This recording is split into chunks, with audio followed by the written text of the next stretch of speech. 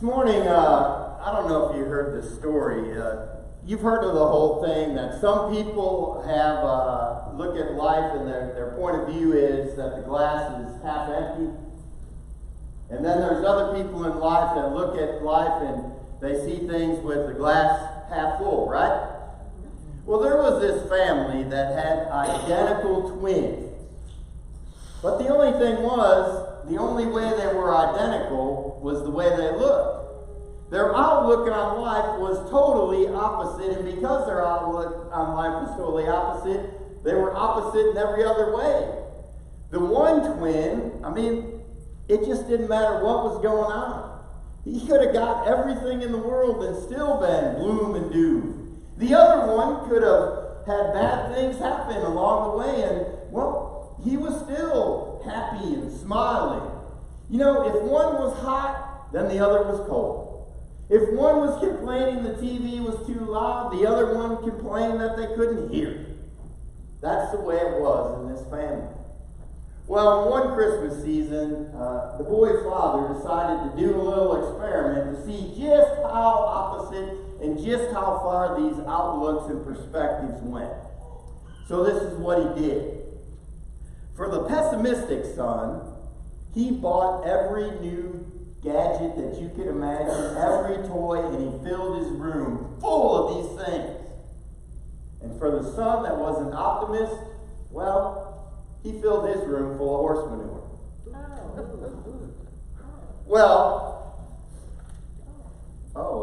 Is that disheartening? I'm not going on the experiment itself, but just hang on. So the day came and the pessimistic son went into his room, and there he was, and he was crying his eyes out. And the father asked, son, why are you crying? You have a room full of presents, all the greatest and latest things. And the son just sobbed and says, oh my gosh, this is the worst Christmas ever. Now all my friends are going to be so jealous, and I've got to read all these instructions. And it's going to be sooner than later, and the batteries are going to run out of all this stuff. This is the worst ever. Well, then he went into his other son's room. And there he was. And this son was dancing and laughing and carrying on. And the father was a little bit perplexed, and he scratched his head and he says, son, why are you so happy? And the son simply said, with this much manure in this room, there has got to be a pony somewhere.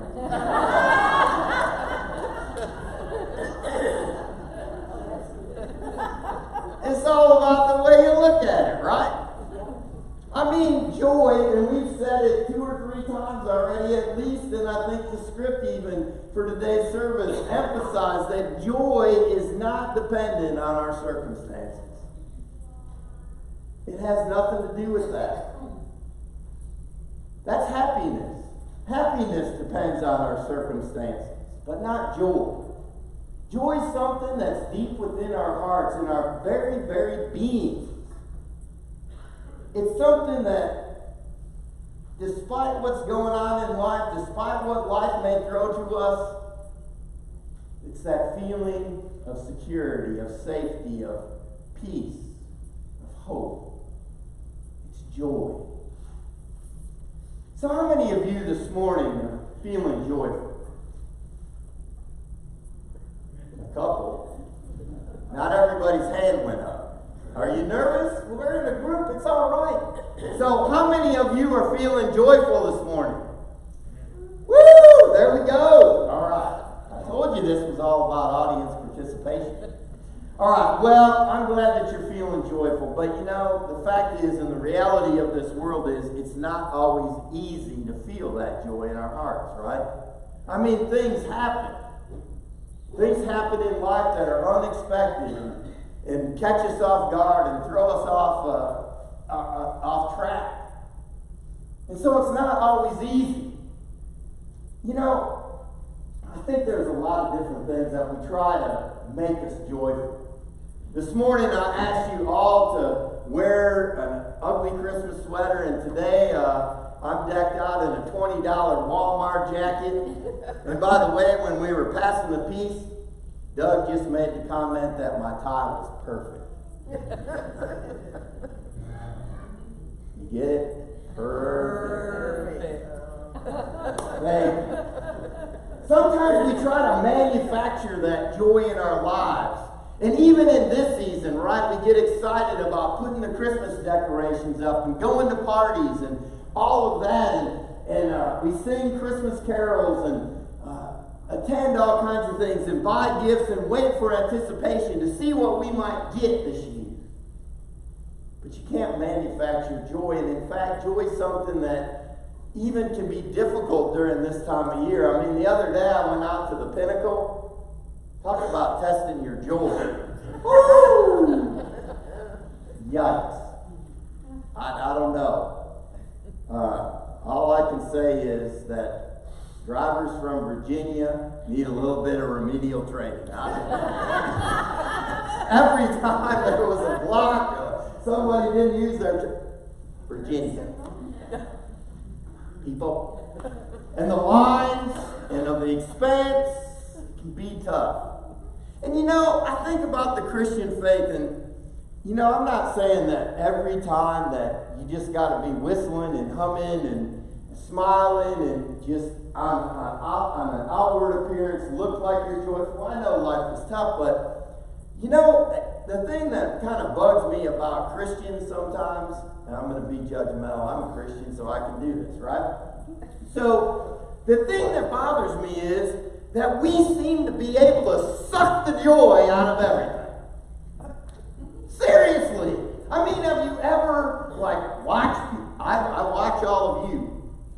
So I can see your faces. I can hear the conversations that go on, not just you guys. Well, not you at all. Let me get on your good side again. But I'm serious. I mean, think about, and I've said this before, but think about prayer concern time.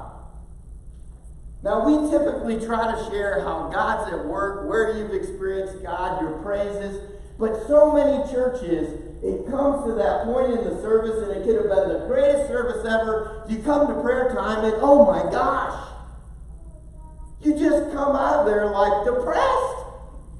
Like, what is going right in the world? Because it's a list and a litany of bad things that are happening. Now, I'm not discounting that we shouldn't share that. Don't hear me the wrong way. But folks, we got joy, and we got joy because we got Jesus. Amen. That should give us hope above all hope, joy above all joy, because we know without a shadow of a doubt, without any question, that God will reach down through Jesus Christ and snatch victory out of the jaws of defeat. Yeah, amen. He already has. He already has. I read the end of the book. God wins. You know, that's what the prophet Isaiah is talking about in this passage today. And he's pointing out that this marvelous picture of the land of Palestine. Now, if you remember last week, you know, we talked about how the Assyrian and Babylonian armies had come in and taken over the nation of Israel, and things were in despair. It was a tough time. There was a lot of oppression, and it just seemed like everything had dried up and God was absent, and where was God? But in this picture today, in this scripture that we heard, the picture is that there's natural beauty that's restored all around. That the land would now become a place of healing. The blind would see, the deaf would hear, the lame would walk and leap for joy. There'll be streams popping up in the middle of the desert, in the dryness of the wilderness, and an abundance of vegetation, flowers and harvest. And there'll be a highway. Isaiah says it's the holy way. And the redeemed of the Lord will walk and sing, and there will be no more sorrow. They'll be returned to their homeland. You know, these words of prophecy encourage us all to believe that God can always, always, always break through. You might go through the wilderness experience in your faith. You might have tough days. You might have questions. You might have doubt. You might be afraid. But that's not the final thing. Because of Jesus Christ, God makes a way. God makes a way and restores. You know, sometimes people think that when you become a Christian, just everything magically turns around in your life and that everything's good. No. It doesn't happen that way. It didn't take you overnight. You didn't get to where you were overnight. You're not going to get out of it overnight. But I do know this thing. The God that loves us is the God of redemption. He's the God of renewal. He's the God of resurrection. Amen. Yes. Thank you. You got to be with me here, folks. Works a lot. He can turn everything around, and that's what we hold on to, and that's the reason that we have joy. In this life, you know, you just have to turn on the news, and you hear about a shooting that's in Florida at the Air Force Base. You watch the news, and it's all about a dysfunctional government. You look at your family around Thanksgiving and Christmas, and you scratch your head and wonder how you're ever related to these people.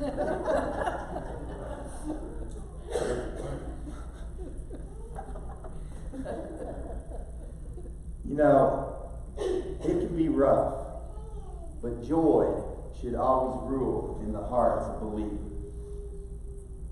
You know, in the second scripture we looked at was Mary's song. Mary's song. Now imagine for a moment about Mary's life. She gets visited by an angel, and the angel tells her that she's going to have a baby, and, you know, what? I'm not even married. I'm a virgin. I haven't had relations. How can this happen? And the angel explains it to her, and she says yes to God. She says yes. Just like all of us have said yes to Jesus Christ in our lives. And in the midst of what she's going through, the public humiliation, the Jewish law that says she should have been taken out and stoned, the disgrace, the whispers behind her back, all of that, despite all of that, she has a song in her heart, and she begins to sing about a God who is going to save, a God who is going to restore, and a son that would be born that's our Savior. And don't we all need a Savior? That's good news, folks. That's reason to be joyful. That's reason for you to not just consider your circumstances, but consider the miracles of God. That was a miracle. You know, some people don't think God's in the miracle business anymore. And in fact, some people even go a little bit further. And I just want to go through this for a second here. Anybody ever heard of the Jesus Seminar? Jesus Seminar? A couple of you? Well, the Jesus Seminar studied the scriptures, and they did a whole lot of different things. But one of the things that they decided was that the virgin birth never happened. That it's all just some kind of fairy tale that's made up in the Bible. Now, I guess you could side with them, but interestingly enough, I can't remember exactly how many there were, but they didn't want to take a public vote. They actually had colored pebbles. And when it came time to decide whether Mary was a virgin to give birth to Jesus, and it all happened the way the Bible said it did, they just cast a colored pebble in the mix and decided that way. I think there was about 25 of them, and if memory serves me right, the vote was 24-1 against the virgin birth.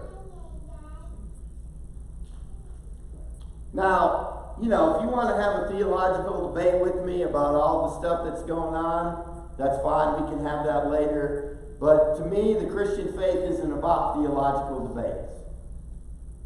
It's about God's power in the world. It's about God's power in your life. It's about God's power in Mary's life. It's about God's power through Jesus Christ. And you know what? All things are possible through God, aren't they? Yes. So why do we try to use our reason and our logic and say, it's just too unbelievable. It couldn't have happened that way. Of course it's unbelievable. God's in the miracle business. Exactly. Thank you, Judy. You want to... God is in the miracle business. Just think of what a miracle that was. That God came to earth as Jesus Christ. He knows your bad days. He knows when your heart's broke. He knows the battles you face and the struggles and strongholds that have you held back from the abundant life Jesus Christ promises us. But God's in the miracle business. And He's still in the miracle business. That miracle that Mary experienced should give us hope. That God can do anything. But here's the thing. You got to believe it. You got to believe in your heart of hearts that that's what God's purposes for your life are. To bless you, to prosper you, not in the monetary sense, but to do miracles in your life, to turn it all around.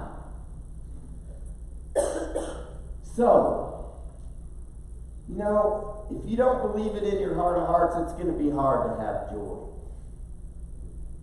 Because you're going to let your circumstances affect your mood. But if you know Jesus, if you really believe that Jesus lived, died, and was resurrected because of God's amazing love for you, that's all the reason to be joyful.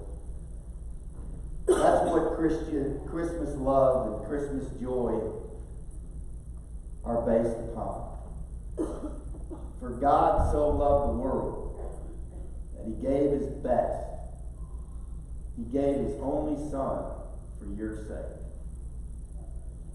He held back nothing. That's some pretty amazing love. If you've never experienced that kind of love, if you struggle with joy, I hope that you'll take a look this week. Remember the blessings. Remember what God's done in your life and the miracles you've experienced along the way. Remember that Emmanuel means God with us.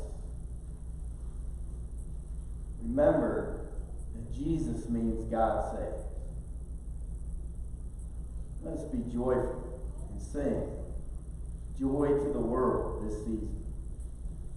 And all the people of God said, Amen.